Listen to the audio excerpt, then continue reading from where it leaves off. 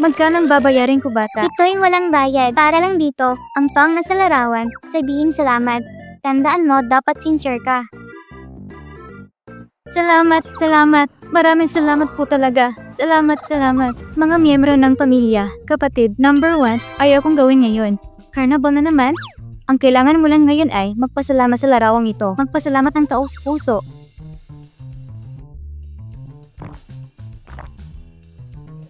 Ang taong nasa larawan ay si Jian Bing, ang president ng G Group. Patay na ba si Mr. G? Rest in peace, Mr. G.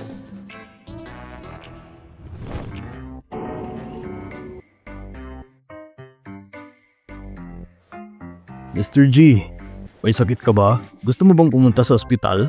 Hindi na kailangan. Ang inutos ko sa'yo, kumusta na ba? Oh, tapos na. May 2 bodyguard na magpoprotekta ng palihim para sa kaligtasan ni Miss 21Z. Ang presidente natin ay isang buhay na impyerno. Malas ang sino mang sumunod sa kanya.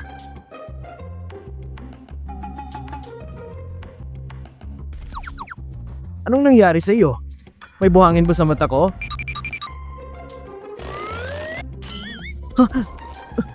Hindi mo na kailangan pumasok bukas. Mr. G, karaniwan ako nagsasalita na walang pagpipigil. Pakiusap, patawarin mo ako. Iwan mo na ako. Gumawa ng mabuti sa kumpanya. Mr. G, hindi mo naman ako tatanggalin, di ba? Kayas ka lang ba? May sakit ka ba? Ang ibig kong sabihin ay, bibigyan kita ng day off bukas. Magtrabaho na tayo. Pao nga ni Mr. G. Sorry.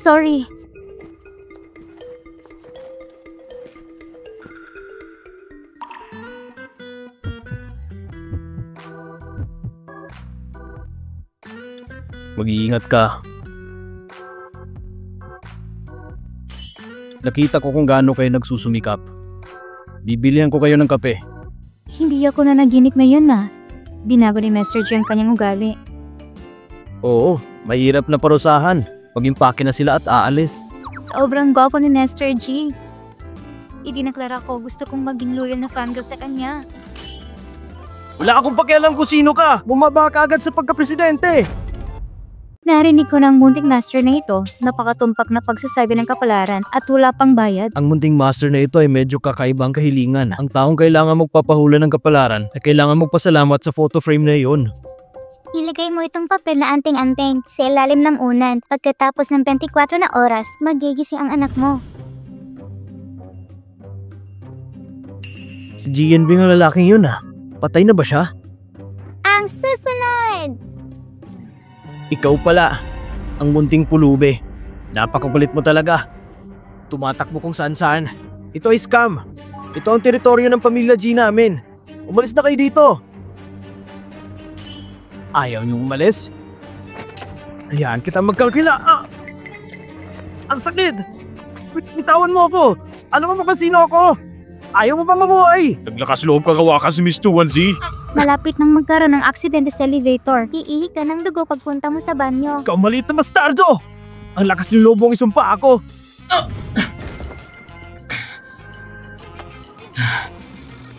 Hintayin mo ako!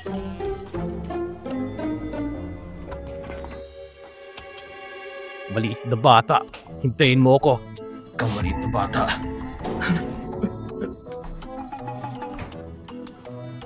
Anong nangyayari? Ay! Hoy! Hoy! Tulungan niyo ako!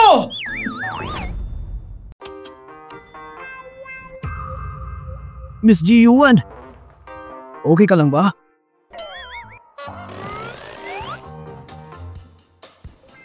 Ako? Siyempre, ayos lang ako. Malapit nang magkaroon ng aksidente sa elevator. Iihi ka ng dugo pagpunta mo sa banyo.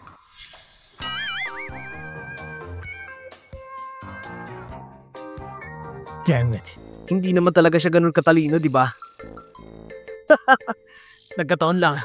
Ito'y nagkataon lang! Gian Bing.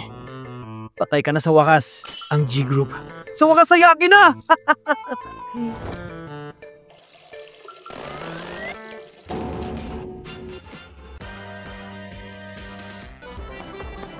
Master! Master! Iligtas mo ako! Hindi ka ba naniniwala sa akin? Naniniwala ako! Master! Hinihiling ko sa'yo na ipakita ito. Magkakaroon ka ng aksidente sa sasakyan sa susunod. Naipit ang mga utak, parang tupo puding, parang dinoro sa kalsada. Master! Mangyaring sabihin sa akin! Sabihin mo sa akin kung paano ito lutasin! Ang dahilan kung bakit mayroon kang ganitong kalamidad, kadalasan kang gumagawa ng maraming Master! kasamaan. Humihingi ako ng gabay sa'yo! Sa wakas, kumagat ka din. Bawat oras, hawakan mo ang litrato habang nakaharap sa silangan, timog, kanluran at ilaga. Kumatok ng 3 beses.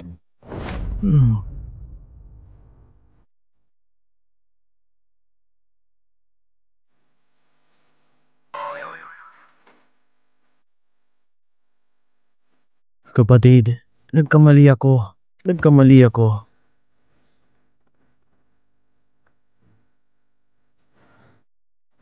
Nagkamali talaga ako. Kapatid, nagkamali ako. Nagkamali talaga ako. Kapatid, nagkamali ako. Nagkamali talaga ako.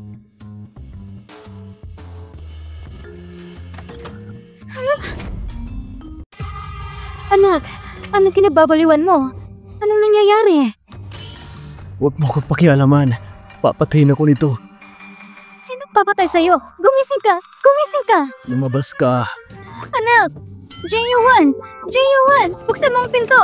Buksan mo ang pinto! JU1! JU1! Buksan mo ang pinto! Buksan mo ang pinto! Kapatid ko, nagkamali talaga ako. Nagkamali talaga ako. Wow, gusto ito ni Chuanze. Kumain ng buns. Pa, ikaw ang bumili nito? Hoy, Jian Bing! Bagal ang aga mo ngayon.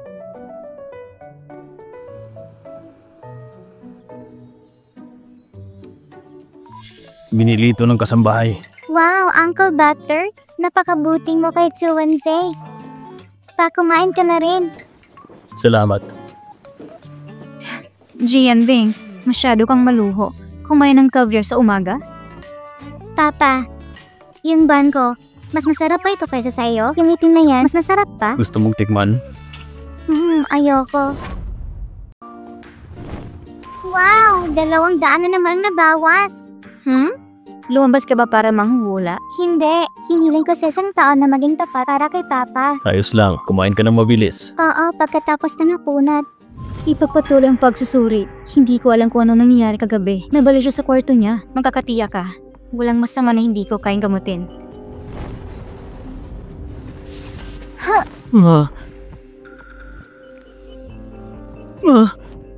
Ano nangyari sa'yo kagabi? Hoy, GU1. Ma, iniligtas ko ang sarili kong buhay. Sabi ng bata na mamamatay ko sa isang car accident at tatalo ng utak ko sa sahig. Bata? Yun nga, yung katabi ng kapatid ko, yung munting pulubi. Naniniwala ka ba sa kanya? GU1, sobrang nalilito ka. Ma, nagsabi ng bata, ipiniliwanag na magkakaroon ng aksidente sa elevator at mag-iihi ako ng dugo pagpunta ko sa banyo. Nagkakataong lahat.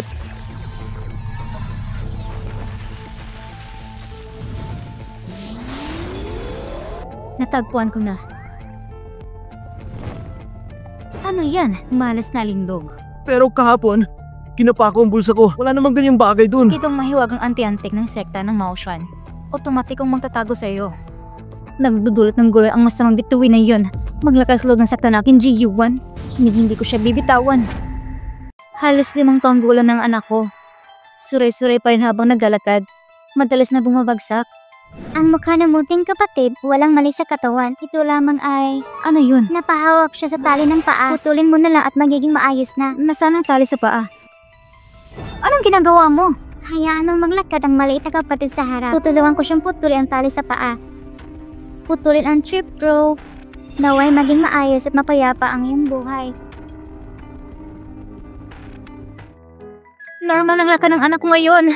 Salamat, munting master. Magpasalamat ka sa kanya, yun lang. Maraming salamat, munting master. Ngayon ay sarado ng stall. Sayang naman, parang ang malas ko. Uncle Wenjing? Munting dumpling. Meron akong isang bagay na gusto kitang tanungin. Ano yun? May kakilala akong nasa vegetative state sa loob ng 6 na taon. May pagkakataon pa bang gumaling siya? Yung tang binanggit mo ba? Kapatid mo ba siya? Nahulaan mo ito ng tama. Mukhang nakahanap ako ng tamang tao. Si Uncle Wen ay mabaiting tao. Si Uncle Wen ang orihinal na ama na tagpuan ni Master para sa akin. Dapat tumulong ako sa kanya. Ang kapatid ko, na-aksidente siya sa sasakyan 6 na taon nung nakalipas. Matapos maging paralyzed, hinanap namin kung saan-saan lahat ng available na doctor. Ngunit walang tumulong sa amin. Kailangan ko pumunta sa iyong bahay at tingnan. Kaya may paraan ka para pagalingin siya? Sige, tara. Tulungan kita maging pake. Bodyguard siya ang uncle ko. Pupunta ako sa bahay ni Uncle Wenjing. Tara na. 3 proyekto, 3 talo. Sayang ba si GU1? Hindi maganda, Mr. G! Kinuha si Mr. 1Z. Ano?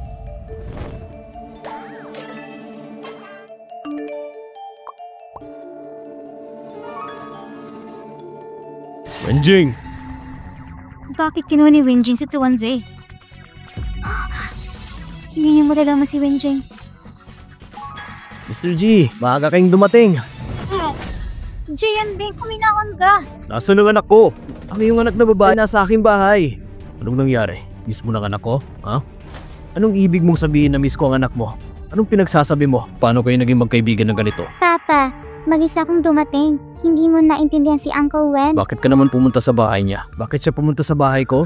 Inimbitahan ko siya para gamutin ang sakit ng kapatid ko. Ang iyong kapatid ay nasa isang vegetative state sa loob ng 6 na taon. Sa tingin ko ay mapapagaling siya. Bakit? Hindi lahat ng sakit lahat ay malulutas sa pamamagitan ng mga medikal na kasanayan. Tama si Master. Ang katapusan ng agam ay metaphysical. Papa, Wen, sumunod kayo sa akin. Tandaan mo, may utang ka sa akin na suntok. Baliw ka. Iyon ang problema. Anong mali sa pool na ito? Ang orihinal na intensyon ng paggawa ng swimming pool, ngunit kung mali ang lokasyon, ito ay kontraproduktibo. Tama yan. Itong swimming pool, masyadong malapit sa bahay. Reflective glare. Anong reflective glare? Tingnan mo, ang malinaw na pool. Naani na ang bahay. Lahat ng eksena, ito nasa ating feng shui. Ito tinatawag na Bell Basin Mirror. Ang refleksyon na nabos ay baba ng tubig ng tulay. Tama yan, nakatira si ganitong uri ng bahay. Masama para sa mga susunod na henerasyon. Ang mga malabang kasay maaaring humatong sa kamatayan. So na-aksidente ang kapatid niya at naging paralyzed. Ito ay dahil sa feng shui na ito. Galing ni Papa, napakagaling. Mas magaling ka pa kaysa sa akin. Walang alam si Papa. Iisipin mo bang purihin ako? Kung tutuusin ako nagturo sa'yo kung paano maglaro. Yan si 21Z. Napakatalino. Ano naman ang kinalaman nito sa'yo? Hindi ako makatiis. Ang magaling na presidente nagkaroon ng girlfriend. Gusto mo pa ba magising ang kapatid mo? Uy, tumigil ka! 21Z, sabihin mo ngayon paano dapat tutasin ang mga problemang ito. Punuin mo ang pool na to. Yun lang. Ganun lang kasimple? Okay, magpapadala ko ng tao kaagad. Master, meron ka bang pilat na karayom? Siyempre, dala ko.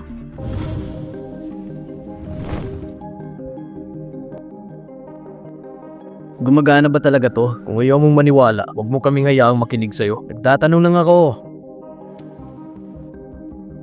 Itong 2 araw, pansinin ang mga pagbabago sa kanyang katawan.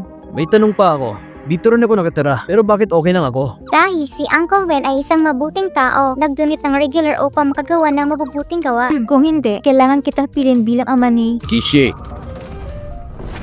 Anong pinili mo para sa akin? Ang pagpili ay kapalaran. Ang lahat ng ito ay isang cycle ng sani at Okay, epekto. tapos na. Gabi na. Oras na para umuwi. Tara na! Itong mga taong to, nararamdaman ko na parang may tinatago sila sa akin. Mr. G, ipinadala ito ni Master Hao. Okay, ilagay mo dyan. Wow! Amulet ni Papa. Sa wakas nandito na. Ngayon ay maaari itong mabawasan. Isa talaga itong Dragonstone species. Tingnan mo na lang, nagpapa-refresh sa iyong pakiramdam. Pakiusap, Master. Isuot mo ito kay Papa. Huwag mo nang abalahin yung master mo. Hindi. Gusto kong isuot ito ni Master para sa aking ama. Okay. Oh,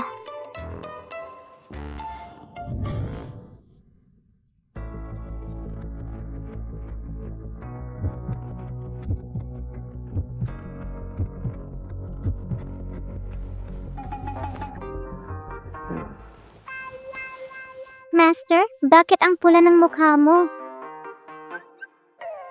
ako? Hindi, medyo mainit lang.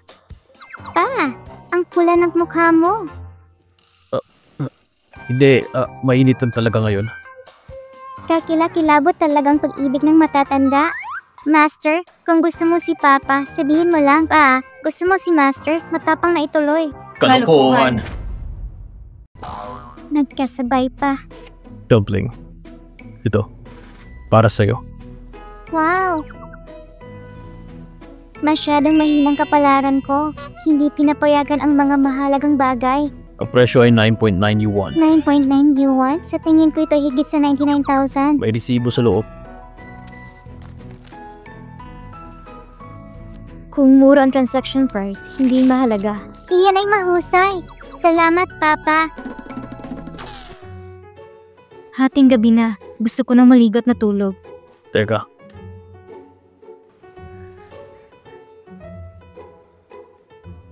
Para sa akin?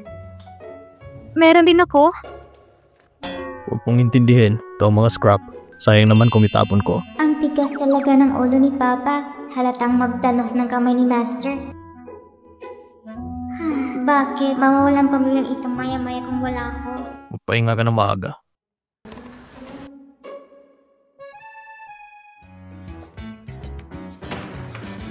Yebing!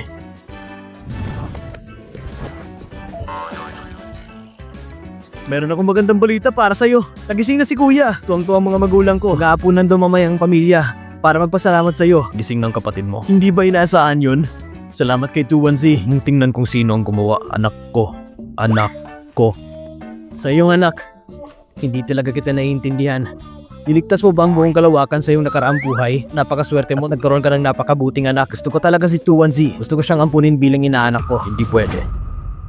Master, gumagawa ng mabuti sa pamamagitan ng ating pagsisikap. Ang masamang espiritu ni Papa ay 1,000 lang. Well, mabuti yun. Hintayin ang halaga ng masamang espiritu kapag ito ay naging 0. Hindi ko rin masabi. Sa susunod na buwan ay kaarawanan ni Papa, hindi siya mabubuhay ng higit sa 25. Hinahanap ko ang aking Panginoon kamakailan. Iyan ang iyong Panginoon. Tingnan kung may magagawa pa ba siya. Ang Master ay palaging mailap kapag naglalakbay. Natatakot ako na hindi ko na siya mahanap sa susunod na buwan. Tuanzay, gawin mong makakaya mo at ipaubay ang natitira sa kapalaran. Ayoko. Anong tadhana? Nasa sarili kong mga kamay ang kapalaran ko. Master, patuloy tayong gumawa ng mabubuting bagay. Ang aking munting apprentice at ngayon ay bumalik kapag katapos ng lahat ng magagandang bagay. Hayaan mo akong magpahinga. Master, sayang oras at may mabibigat tayo na gawain. Utang ko talaga sa iyo sa huling buhay ko. Tara na. Dumpling, ano ang ibinigay sa iyo ni Jianbing? Ano uri ng kapangyarihan? Dahil siya ang aking ama. Well, siya ang papa mo, hindi isang biologikal na ama. Sa tingin ko siya ay aking biologikal na ama. Kinikilala ko siya ng isang ama. Okay, natalo mo na ako. Sana si Papa at kayo, Master, ay lagi akong makakasama sa grupo.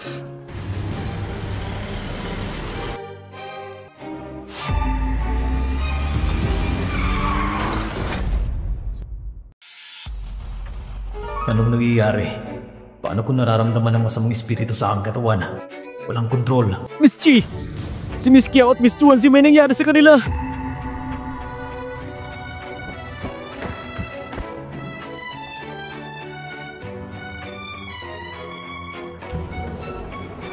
Kumusta sila?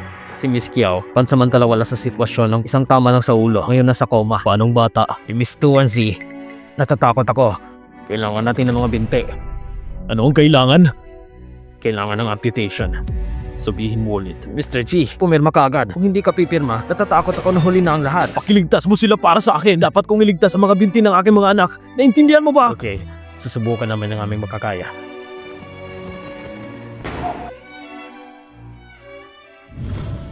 Dumplings? Kumusta ang pagsusuri?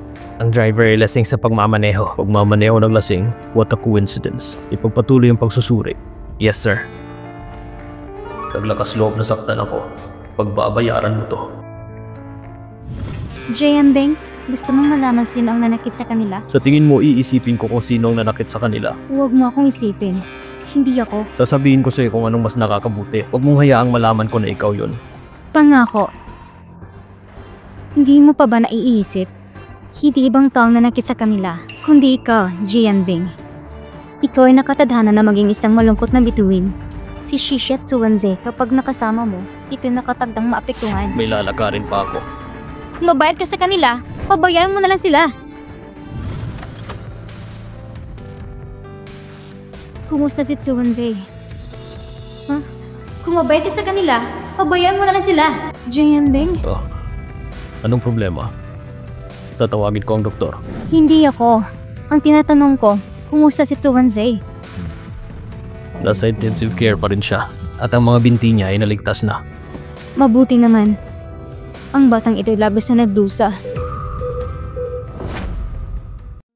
Naghahanap ka ng ama para kay Tuanze nung panahong iyon, di ba? Gusto mo magbago ang kanyang kapalaran, tama ba? Oo, 5 disadvantages at 3 deficiencies.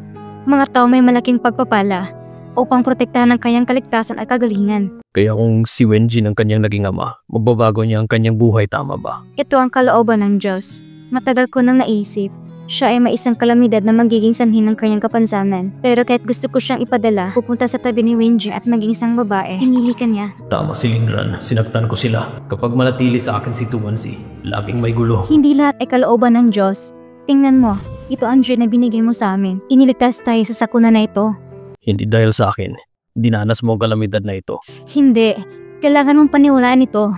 Tiyak na kaya natin na matagumpay laban sa kapalaran. Sa mga salita ni Tuanze, iyon ay nasa sarili kong makamay ang kapalaran ko. Hindi ko sila kaya manatili sa akin para sa pakikipagsapalaran.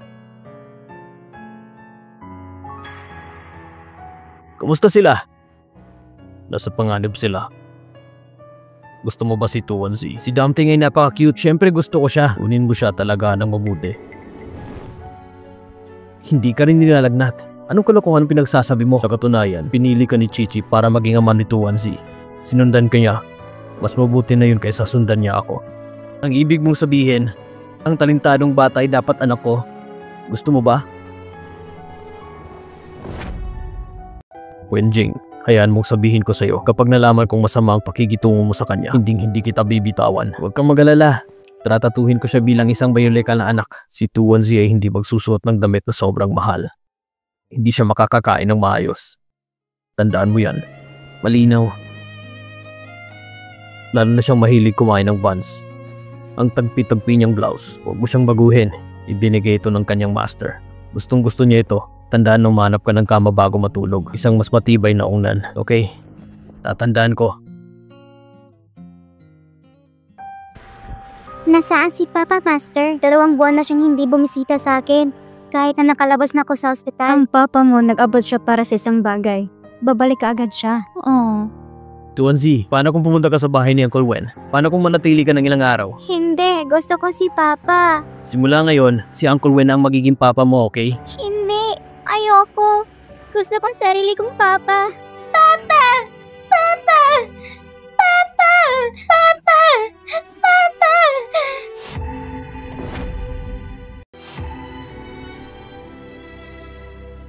Ayos lang ba si Tuanze? Masakit, Tito.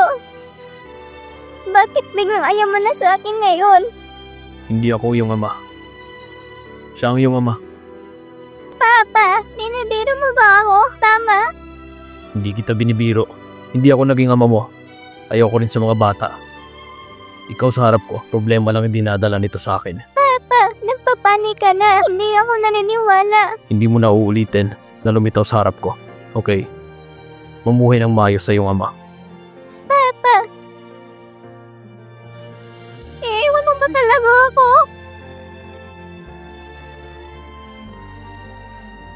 Papa! Anong ginagawa mo dito? Jianding, may lagnat si Tuanze. So ano? Paano ang tawag niya ng papa? Puntahan mo siya. Hindi ako pupunta.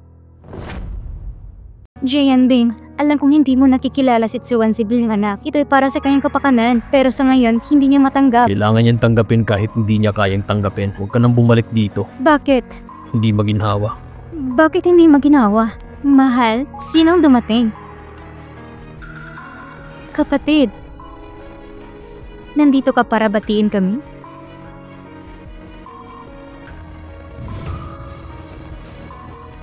Ate, ikaw? Jianding, pwede mo bang ipaliwanag sa akin? Nung ipapaliwanag ko, sabi ko naman sa iyo ito. Hindi komportable. Jianding, bastardo ka! Paumanhin, Tuanze. Bumaba ka nga.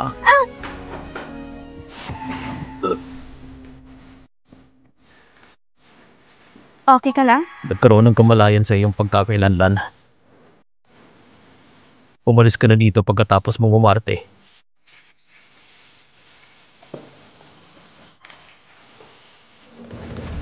Xiao Shishi, hintayin mo ako.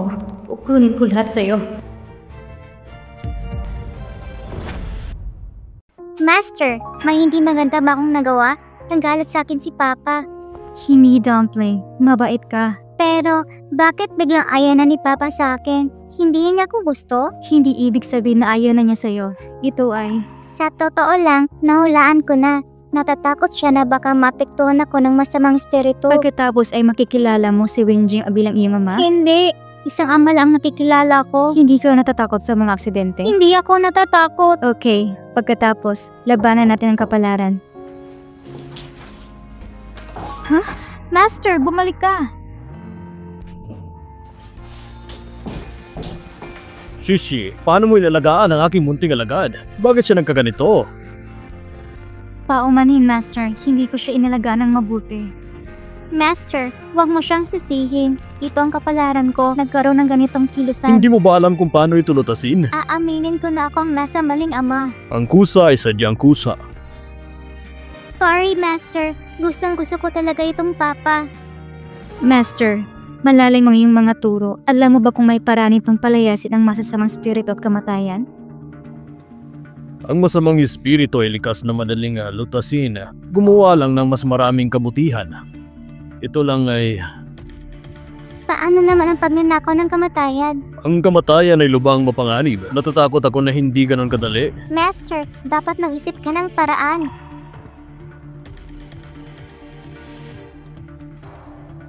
Kailangan kong puntahan ang kanyang Yang House at Yin House. Hindi maganda, Mr. G. Nakuha ko lang ang balita. Ang sakit ni Miss 2-1Z. Biglang lumala. Kailangan niyang iligtas.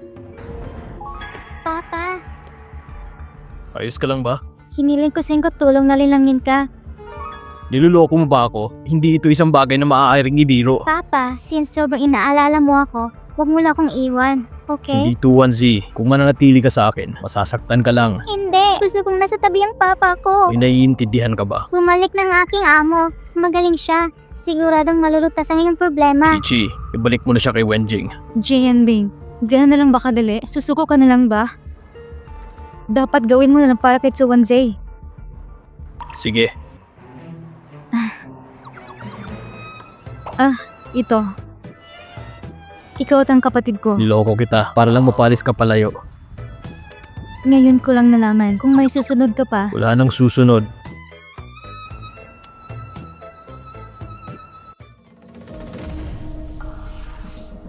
Ang bahay na ito ay puno ng masasamang espiritu.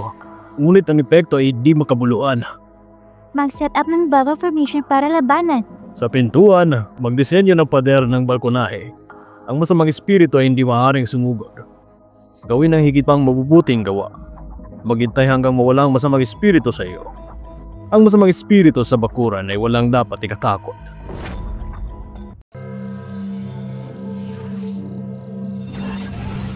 Walang problema sa puntod ng mga ninuno.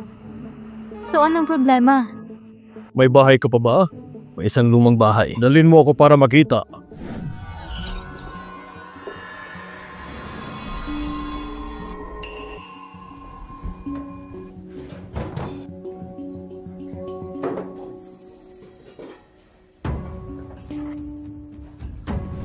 Ang petsa na nakapangalan sa itaas. Sa iyo ba ito?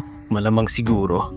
Ang problema ay namamalagi dito. Ito ang Walnut Life Sustaining Technique. Ano? Gumamit talaga siya ng ganitong makamandag na spell? Anong Walnut Life Extending Technique? Ginagamit ng mga kadugo mo ang buhay mo upang ipagpatuloy ang kanyang buhay. Tama yan. Siya ay nasa parehong puno ng walnut. Pumili ng dalawang walnut. Ibaba ang isa hanggang ginagawa ang ritual. Isa pa, isinulat niya ito sa sarili niya. Sino kaya ito? Stepmother ko yun. Isang araw, bigla ako nagkasakit. Pagkatapos humingi siya ng tulong medikal sa lahat ng dako. Maghanap ng mga taong may talento. At naging maayos din ako. Siya yun? Mr. G, nalaman ko ang tungkol sa huling aksidente sa sasakyan. May karagdagang paglipat sa account. Ito ay kay Mrs. Zong Fang. May mukha ka pa talaga ipapakita pagkatapos mong kunin ang buhay ni Xiao Yuan. gusto niya patayin tayong lahat. Mas gusto kong patayin silang lahat. Halika, tignan mo mga tao mong magandang trabaho. Pag-upa ng isang mamamatay tao, paglipat ng ari-arian. Kalokohan! Lahat ito ay paninirang puri! Gumamit din siya ng mga walnut upang mapahabang kanyang buhay. Ano mga walnut na nagpapahaba ng Gusto buhay? niyang kunin ang buhay ni Jian Bing para papatuloy ang buhay ni Ji-Yuan. Ginagawa din niya na para kunin yung buhay upang magpatuloy. Kalokohan ang pinagsasabi nila. Pagkatapos ng mga nagawa ko sa'yo, binulag mo lang ako. Sa hindi inaasahan, gusto mong patayin si Yanbing? Makinig ka sa paliwanag ko. Huwag mo nang ipaliwanag! Sabi mo isinilang si Yanbing para maging masama. Ang paglapit sa kanya ay nakakasama sa kanya.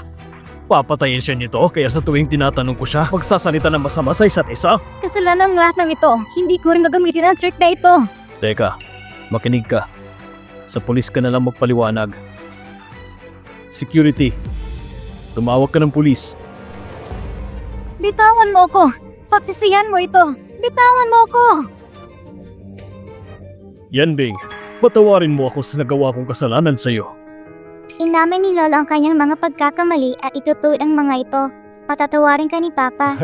Munting dumplings, salamat sa mga taon na ito. Lolo, huwag kang mag-alala. Pinaprotektahan ko si Papa. Mabuting bata. Ang kapangyarihan ng paggamit ng mga walnuts upang pahabayan ang buhay. Itinuro mo ba ito? Ngayong alam mo na, anong kalokohan na pinagsasabi mo? Bakit? Iyan ay isang mapangarib na pamamaraan. Bakit? Dahil galit ako sa'yo. Sana mamatay na kayong lahat.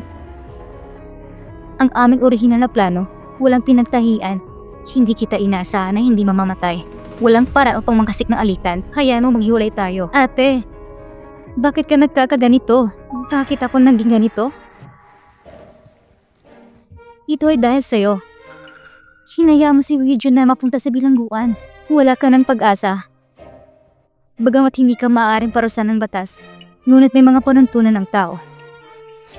Darating ang master sa iyo sa lalong madaling panahon. Bahala ka na.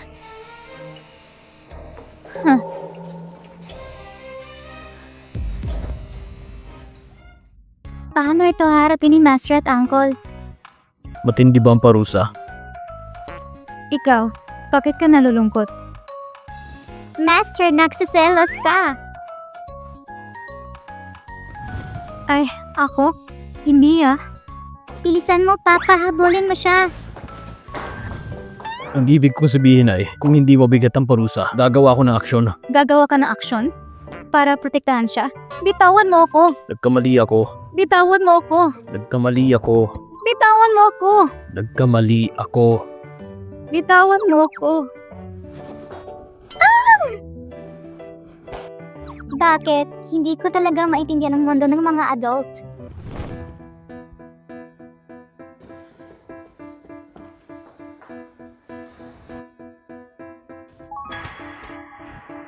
Nasaan ang bata? Magsalita ka. Naganap ako. Nasaan ang bata? Hinanap ko kung saan-saan pero hindi ko mahanap. Ako na mismo maghahanap. Sasamahan ko siya maghanap. Kulang ka ng ginto sa 5 elemento. Maaari ka magdala ng ilan at magsuot ng ilan. Gintong kwintas at gintong hikaw. Ang galing ng kapatid ko. Nandito na sila. Dumpling! Jishingshin! Nako, nandito na si Mama. Hoy! Hey!